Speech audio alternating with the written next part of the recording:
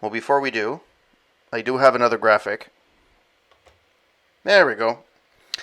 Like I normally do at the end of a playthrough, I like to actually go through my thoughts of the game after freshly having finished it. It's not my final review, but it's my review from the top of my head of how I thought Valhalla was, um, and how everything was, and how the gameplay was. So, all things considered, I just wanted to see how the number of hours that I've played. The game is long, so I don't know.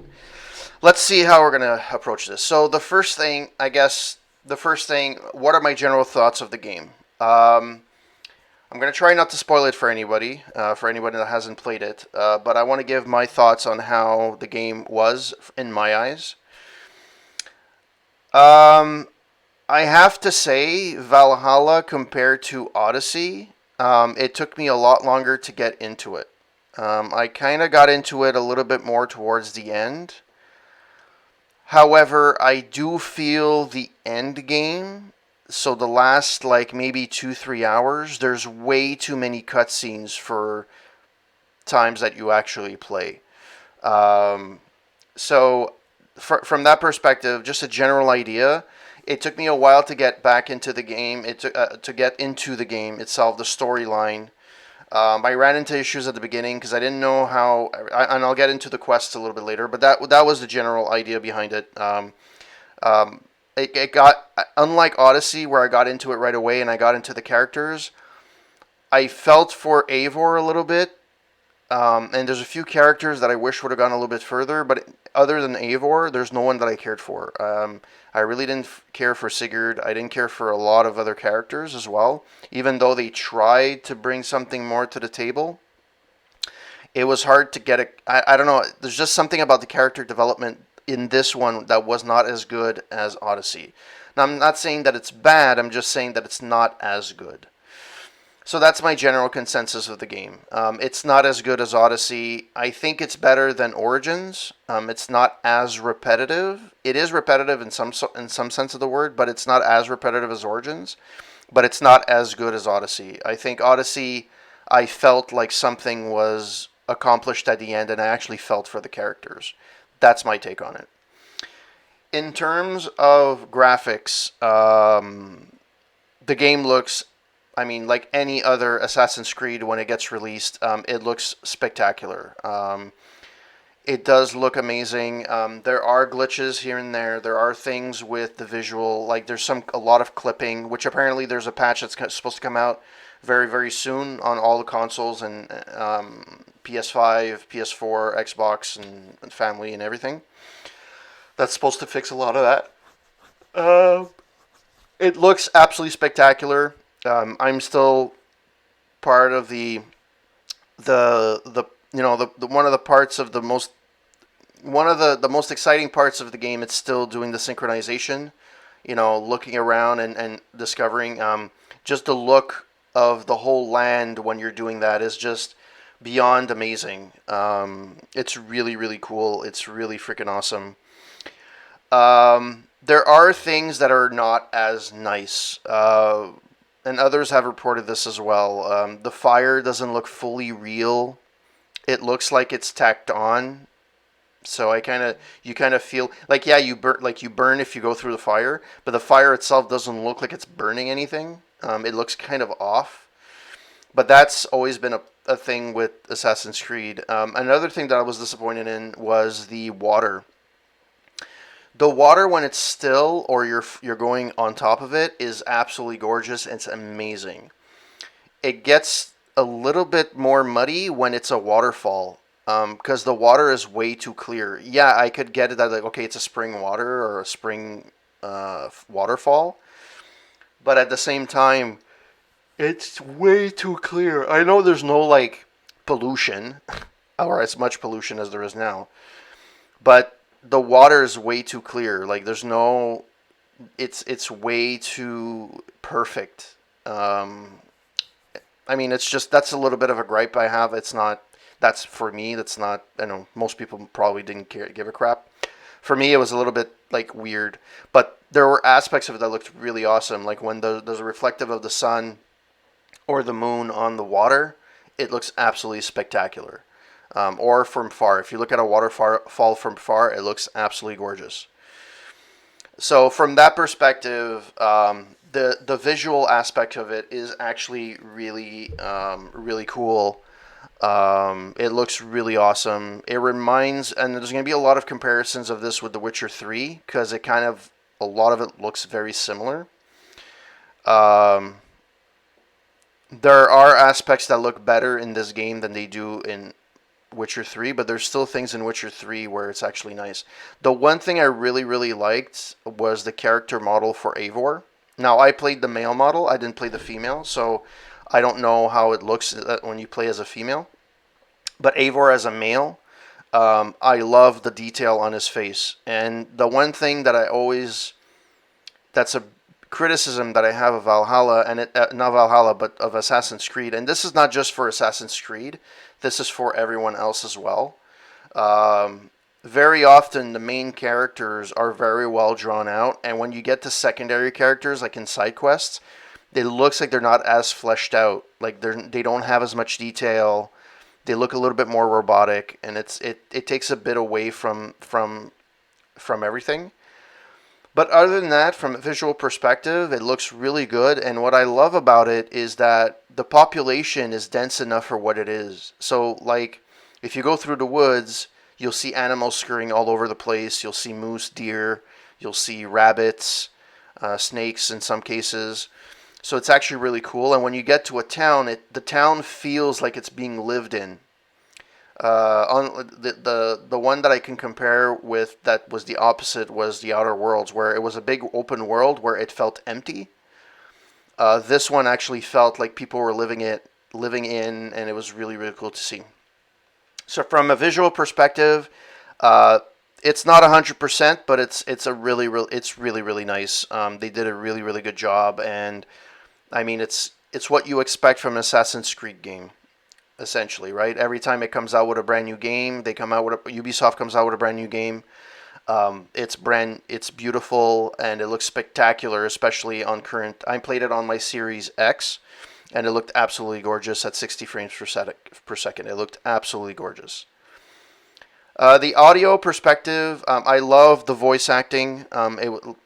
It's what I expected from Assassin's Creed. They didn't, let it be Odyssey or Origins. Whoever does the voice acting does a spectacular job. Whoever picks the voice acting does a spectacular job. Whoever voiced Sigurd, Eivor, Randvi, anybody else, hats go off to you. Really cool. There's one aspect of the game that I find that's a little bit, from an audio perspective, that was a little bit off-putting. It's when you go back out of the Animus and you're playing Layla. You go to her computer to navigate whatever and listen to audio files. The script at the bottom of the subtitles that go with the audio don't match. Like they're always a little bit behind of each other, so it doesn't match really well. That was kind of odd because everything else in the game is fine. Now I don't know if that was a specific bug that I found or it was by design, but it just felt a little bit off. So from that perspective, really cool. The audio's good. It's what I expected from an Assassin's Creed game, so I have really no complaints from that perspective other than the audio subtitles, but that's very minor. Gameplay is where the game kind of really diverted a little bit more from Origins and from Odyssey. And that's where for me, it's a mixed bag. So the idea of a side quest per se doesn't really exist. You do have side quests, but they're kind of like quests you meet like as you're going along in the world, and you navigate the world, and you have either a red spot, which means that there's a goal, there's something of value, a blue spot, which means it's a mystery, and a white spot, it's an artifact usually of some kind. And The way that it's built, it's to make it feel like when you're doing the main story, it feels more natural when you're doing the side quests. And, whoops, sorry about that. Um, that gave me a jump scare, actually. Okay, so let me put this here. There we go. And so from that perspective, I understand why they did it, and it's on paper it sounds really, really good. Practicality wise, I had issues with it because there's parts of the game that are not really clear what you're supposed to do. So at the beginning, it tells you, okay, go see Radvi and you'll do missions. So she gives you like the first three, which is fine. Now, the way that it was presented to me, at least when I played, is it looked like you did the first three and then the rest of the story would develop. Very often, it didn't tell me to go back to Randvi. So there's a period of like 2 hours of gameplay where I didn't know what I was doing. I was just going in this, doing side quests and I was leveling up, but I wasn't really knowing what I was supposed to do next. It wasn't super clear. Um, Also, there's certain places where I didn't know if it was bugged or not. Um, like I didn't necessarily have any missions that weren't completed because of a bug. They were all completed. Most of the time, it's because I was being stupid and I didn't know how to finish it. But the game didn't really give you any guidance. And one thing that I really didn't like, and they removed from the game itself, is when you get to a side quest. So let's say you get to a mystery, which is one of the side quests. You go to the side quest. It explains to you what the story is, which is fine, right? Now in the past, what would happen is if you would do that and you would leave, it would list it in your menu, where you would have the side quests, and you would have you have to do this side quest, this side quest, this side quest. In Odyssey, it would give you actually the level as well. Okay, this side quest is level 50. And I'll go into the levels a little bit later on. They've kind of changed that as well. But it actually tells you, like, okay, you did this is a side quest you need. If you want to continue, this is a side quest you need to continue. Here it doesn't do that. Here it gives you it gives you a mark on your map. But if you leave, you kind of don't know what the mystery is. You have to go back to the site, ask the people again what you need to do, and then you can actually continue the story. So if you don't do it right away, it's not practical and you don't really feel like doing it anymore. Like, it's useless. So basically, if you get to a mystery point, you kind of just want to go and take a step back and do it instead of going forward in the story. That I found a little bit iffy. And even some of the side quests and some of the mysteries are not clear. Like, sometimes they explain to you what you need to do, and I guess that's the whole point. It's a puzzle thing. But for me, if the puzzle takes more than 5 minutes, like, I don't care. I'm not going to do it.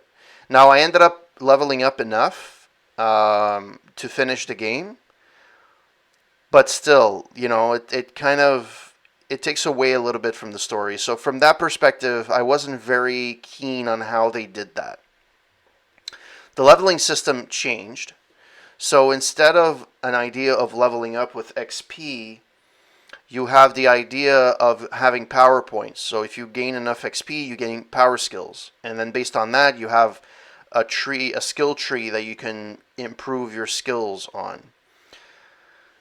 Okay, it's to change something to change it. That's fine. The idea of basically instead of telling you, okay, this settlement is for level 30 people only, and if you're higher, level 30 and higher, now they tell you what the skill level is. So it looks on paper like you have a lot more things to do, which is fine because technically the tree is more refined than it used to be in the past. But to me, it didn't add a lot to the gameplay per se. You can level up pretty quickly in this game, like really quickly. Everything gives you XP in this game. You kill somebody, it's 10 XP. If you silent kill them or assassinate them, it's 15. Stealth kill them, it's 15 XP. Main missions usually are about 5,000 XP points. In some cases, you get like 4 extra skill points because it's 2 per leveling up. per level. Um, yeah, I wasn't a big fan of that. It was cool. It's kind of I don't mind the tree, but to me I didn't see the value of bringing that in necessarily. It didn't improve the gameplay. It didn't do anything that revolutionized the game. So from that perspective, I'm not really um, impressed with it. It's like just give or take. It's like okay, fine. It's not horrible, but it's not great either. Like it didn't revolutionize gaming. So from that perspective, not great. Um, what else in the gameplay there's abilities as well where you develop and you can map, which is fine. The abilities are fine. They're really cool. You kind of need them in some cases, especially when you meet up with zealots. You need them. Um, in terms of speaking of zealots, so in you have to similar to Odyssey. There's an Order of the Ancients tree where you have like a main head guy, which is fine. But then you also have zealots which you can kill, which is cool. But the zealots are uber difficult to beat. Like I was at a level 220 something, and I went after a zealot that was of level like a level 90. Technically, I should have been able to beat them like super easy, and I had a hard time. I could have used my shield, blocking, whatever. I had a really hard time. So I find it's disproportionate. It's really bad. Sorry for that.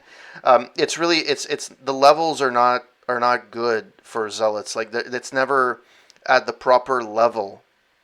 And on top of that, like sometimes you're in a level 20 and you have a zealot that's a level 160.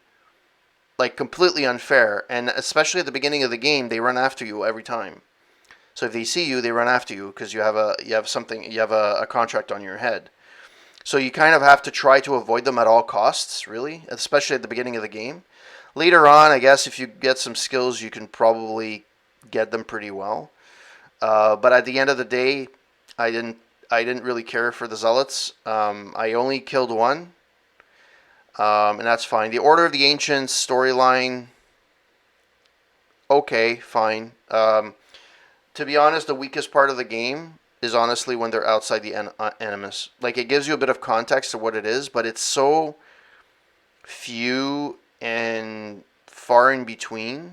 It's weird. Um, and it's kind of like I don't care. I just want to go back to playing the game as Eivor.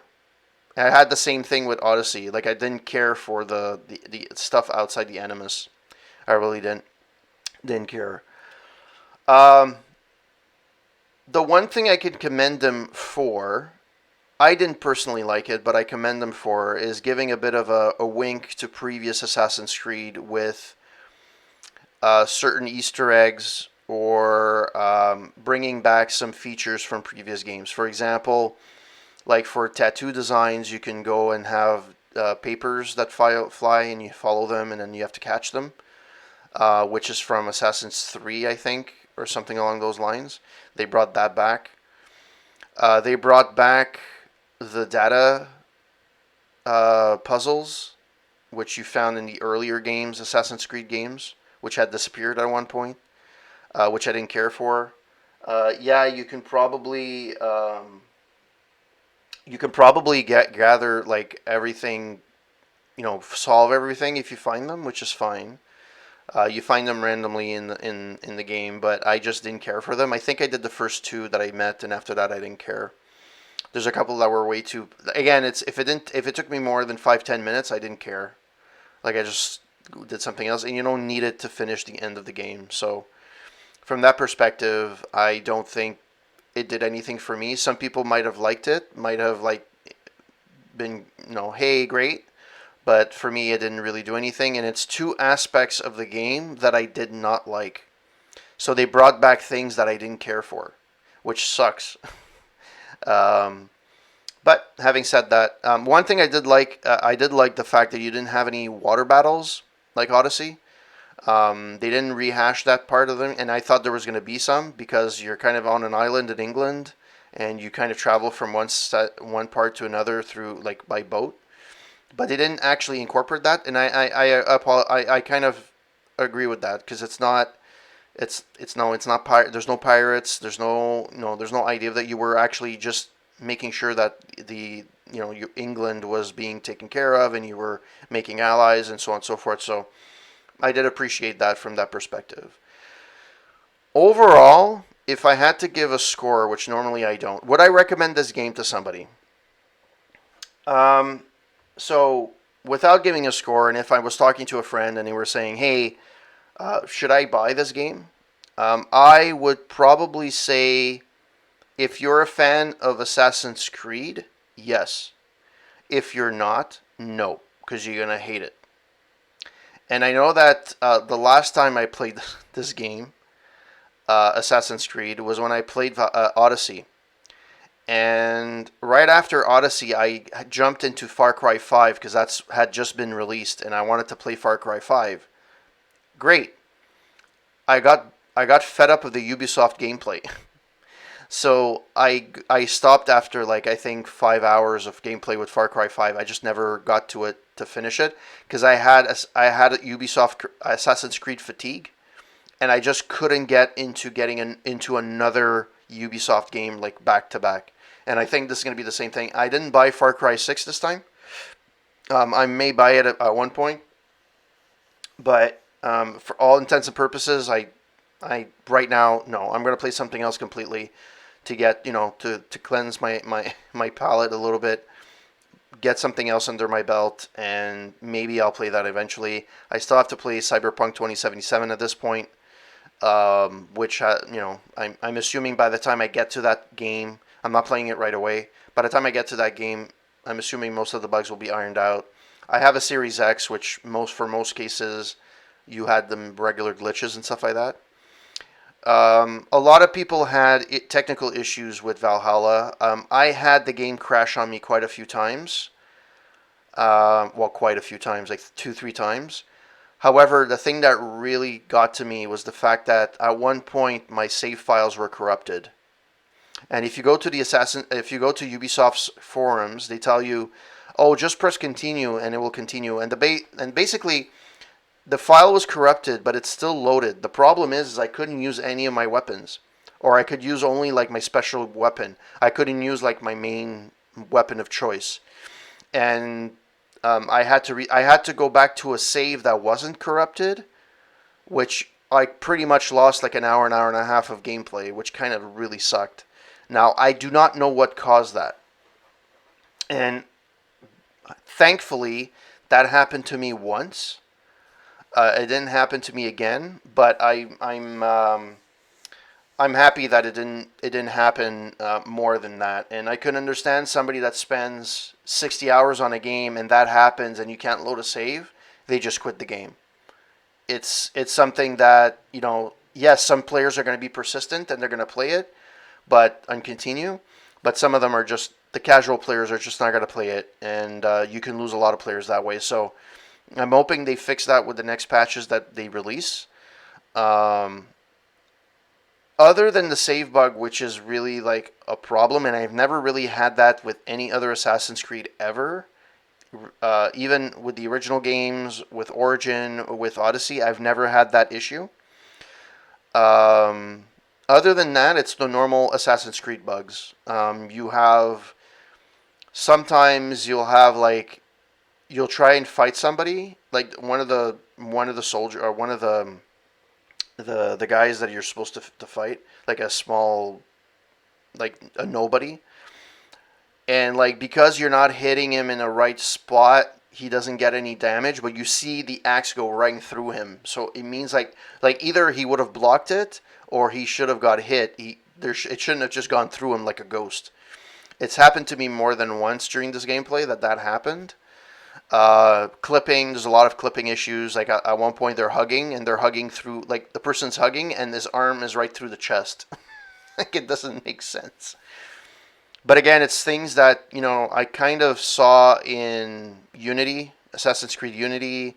I've seen that in Origins. I've seen that in Odyssey. I felt that it was a little bit more prominent here. And I don't know if it's because they were trying to rush the game out to get it on the systems, the new systems that came out, PS5 and Xbox Series X. But having said that, if somebody would come and see me and say, "Would you recommend this game?" I would say if you like the Assassin's Creed games, you're not a even if you're not a diehard, you might appreciate the Viking story. Um, but if you're just a casual player and you haven't played any of the Assassin's Creed games and you're kind of just jumping in, I would probably recommend them to jump into Odyssey more than Valhalla. Even Valhalla had potential. It looks very stunning, but I just found the story not as strong as it was in Odyssey. I didn't feel for the characters as much. If I had to give a score, probably 6.57 on 10. Uh, nothing too. It's not horrible, but it's not great either. I think I expected more from an Assassin's Creed game. Having said that, personally, I know they're going to come out with other Assassin's Creed game just because it's a cash cow. But I think they should seriously step away from this franchise for a very long time. If you come out with another game after, have that as the closing arc for the reboot. But that's it. Like after that, put all your eggs in one basket for one game, make it spectacular, and finish it there. There's other series from Ubisoft that need a lot more care. Prince of Persia comes to mind. They should really consider making another Prince of Persia or rebooting that game or just continue the series. There's so many things they could do with Prince of Persia. They haven't done it. And it's weird that they did that with Prince of Persia because I remember Prince of Persia was really popular, and then they came out with Assassin's Creed, which on the surface kind of looked like a Prince of Persia light at the time. And I thought that they were going to do an Assassin's Creed, and then they would alternate between Prince of Persia. I never really played the Prince of Persia games. I should. But I thought they would alternate like the normal. But they didn't do that with that series. They did that with Assassin's Creed and Far Cry. They kind of interchange each other. And I think it's time for them to take a step back on Assassin's Creed. They're getting back to releasing games on a yearly or every 2 years. I think Odyssey was released in 2018, I believe. I played it in 2019 when it came. I think it's when it came out. I'm not sure. But in any case, they come out on a pretty steady schedule. I think they should take a step back now of Assassin's Creed. Um, the idea is good, but I think it's starting to get a little bit too repetitive in terms of they're trying, and even now they're trying to come up with ways to make the game fresher. Like the leveling up has changed, the way that the map is working, with the skill points and stuff like that, which is fine, and I commend them for trying things. But at the end of the day, it's still an Assassin's Creed game, and the storyline is starting to get a little bit stale. I want them to close the arc now. It's time to close the arc. So, having played about 82, 84 hours of this game, I think it's a decent game. It's not a great game. In the Assassin's Creed series, I don't think it's up there in terms of game. I think Odyssey is, at least in the reboot, I think Odyssey is still my number one. Valhalla 2 and then Origins 3. Origins, for what it was, the reboot, it was great, but it was very, very repetitive. Where Odyssey kind of fixed everything that Origins was, and I feel that Valhalla kind of stepped into the same traps that Origins did. Not in repetitiveness, but in certain aspects of the gameplay. And by trying new things, yeah, sometimes you fail and sometimes you don't. But I find that the way that the storyline is developed, it feels more natural, but at the same time you don't know where you stand. So one thing that I didn't like and I hated, and I have to note this. There's a part in the game where you're going to Asgard. I'm not ruining anything. I'm not going to ruin the story, but you're supposed to drink a potion and you go to Asgard. So it's part of the main quest of the game, which is fine. But at the time, I was a level 60, and it never tells you. All it tells you in the menu is that you have to be a level 20 to do this mission. Okay, fine. So I drink the potion. You end up in Asgard. You wake up in Asgard. This and that. Okay, fine. To realize, oh, you have to be a level 90. So I was like way underpowered to go to Asgard, which is very very frustrating because you it misled you and it could have easily bit me in the ass because I had to redo the first section a few times because I didn't. First of all, I didn't know what I was supposed to do. Then I figured out what I was to do, and I ended up getting it done by pure luck. It was honestly pure luck. I finished that particular section, and I was really not pleased because I that is something that I could have easily left the game for. Like that really pissed me off, and it didn't do that the first. It didn't do that only that time.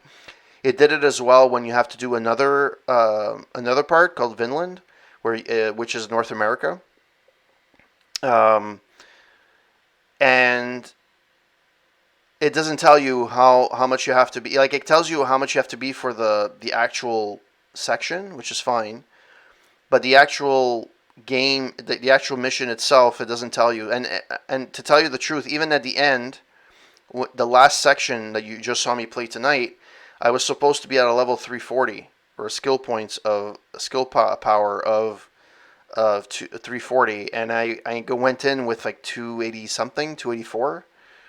So I was way under, and I was still able. Yeah, it was a little bit challenging in a way. If I would have leveled up, I would have done a little bit better. It would have gone a little bit quicker, but I was still able to finish the game. But it never actually tells you that. So from that perspective, so see, there's a lot of things that it's great, but there's certain things where it's not level and it's not consistent, and it's not. It takes away from the gameplay really. So from that perspective, I would give a 6.5 or 7 for this game. I think I would recommend it, but only for people that do like single player games that are long. It's a long game. This is even longer than Odyssey. Odyssey took me 70 something hours. This one game took me 84. Now it's true, I got stuck at a couple of places, and there's a couple of hours where I got lost, not knowing what to do for the main quest. I didn't know what my next step was. And it didn't tell me anywhere in my missions or in my quests that I had to go see Ranvi for the Alliance map. It just literally didn't tell me, so I didn't know. And it's only after that I realized I went to see her by fluke, and I realized, oh, that's how you continue, and that's when the game started opening up. So a lot of the issues with the game, maybe it's the way that I played it, and I take full ownership of that. But at the same time, sometimes there were design choices for certain things that I did not appreciate. And I think for somebody that's not as adamant to finish the game or to play through the game would have easily just quit, especially if you have corrupted files, save files. It crashes. If you put all that together and you get that in a short period of time, yeah, you're gonna quit. Look at what's happened to Cyberpunk, right? So, I was lucky. I didn't have too many bugs in terms of corruption of files and stuff. But having said that, I could see how somebody could start Assassin's Creed and not finish it, really. And I didn't do half of the side quests.